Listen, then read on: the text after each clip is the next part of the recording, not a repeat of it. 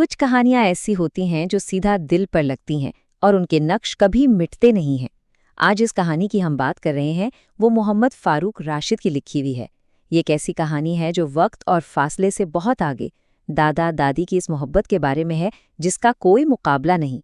तो आइए इस सफ़र का आगाज़ करते हैं। कहानी की शुरुआत ही एक बहुत सादा लेकिन गहरे इकरार से होती है।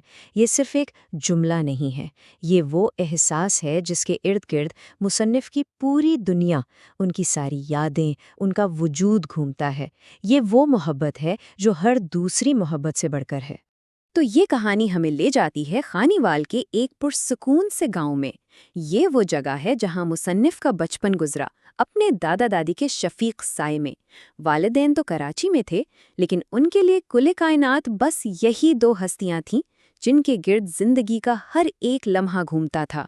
जरा सोचें, वो बचपन कैसा होगा जो छोटी छोटी सादा सी खुशियों से बना था। दादाजी का हाथ पकड़कर मस्जिद जाना, खेतों की रौनक देखना, दादी जी के हाथ के बने खाने, और फिर रात को खुले आसमान के नीचे कहानियां सुनते हुए तारे गिनना। यही तो वो लम्हे थे जिन्होंने मिलकर एक महफूज और मोहब्बत भरी दुनिया बनाई थी। मगर जैसा कि होता है, जिंदगी हमेशा एक जैसी तो नहीं रहती। छठी जमात के बाद मुसन्निफ की जिंदगी में एक ऐसा मोड़ आया जिसने सब कुछ बदल कर रख दिया। उन्हें अपना गांव, अपनी वो दुनिया और अपने प्यारे दादा दादी को छोड़कर कराची जाना था। और जुदाई का वो मंजर, वो तो जैसे दिल पर छप गया। घर के दरवाजे पर खड़ी रोती हुई दादी और स्टेशन तक छोड़ने आए दादाजी की वो खामोशी, ये सिर्फ एक अलविदा नहीं थी, ये बचपन की उस सुनहरे दौर का इख्तिताम था। बस इस जुदाई के बाद वक्त और फासले की एक ऐसी दीवार खड़ी हो गई। कराची की जिंदगी ने रिश्तों की पूरी शक्ल ही बदल दी, और आने वाले साल अपने साथ वो नुकसान लाए जिनकी तलाफी फिर कभी मुमकिन नहीं थी। ये टाइमलाइन सिर्फ कुछ तारीखें नहीं हैं, ये जिंदगी के सबसे बड़े नुकसानात का एक रिकॉर्ड है। 1984 में जुदाई हुई। ठीक 10 साल बाद 1994 में दादाजी का इंतकाल हो गया, लेकिन फौजी तरबियत की मजबूरियां रास्ते में आ गईं।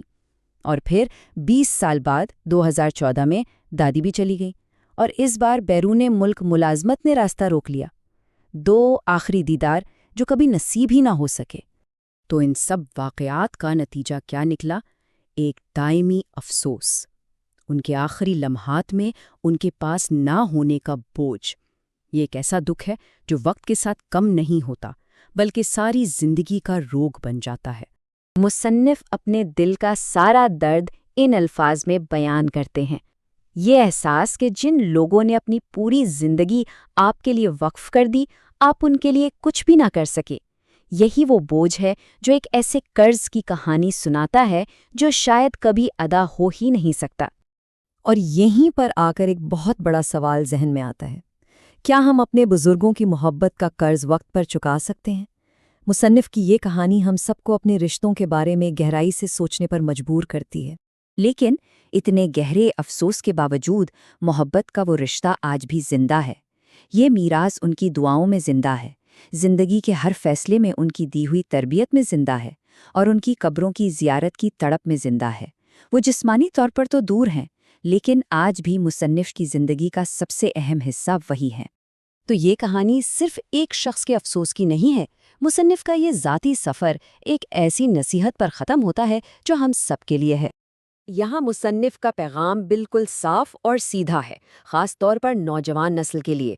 वो अपने तजुर्बे से सीखा हुआ सबक बताते हैं कि हमेशा अपने दादा दादी की कद्र सबसे बढ़कर करें। ये कोई आम नसीहत नहीं, ये मोहब्बत, नुकसान और उम्र भर के पछतावे का निचोड़ है। और आखिर में ये तज्ज़िया हमें इस सवाल के साथ छोड़ जाता है कि हम अपनी ज़िंदगियों में अपने बुज़ुर्गों की मीरास को कैसे ज़िंदा रख सकते हैं। ये एक ऐसा सवाल है जो हम सबको अपने ख़ानदान, मोहब्बत और उन यादों की अहमियत पर गौर करने की दावत देता है जो हमें बनाती हैं।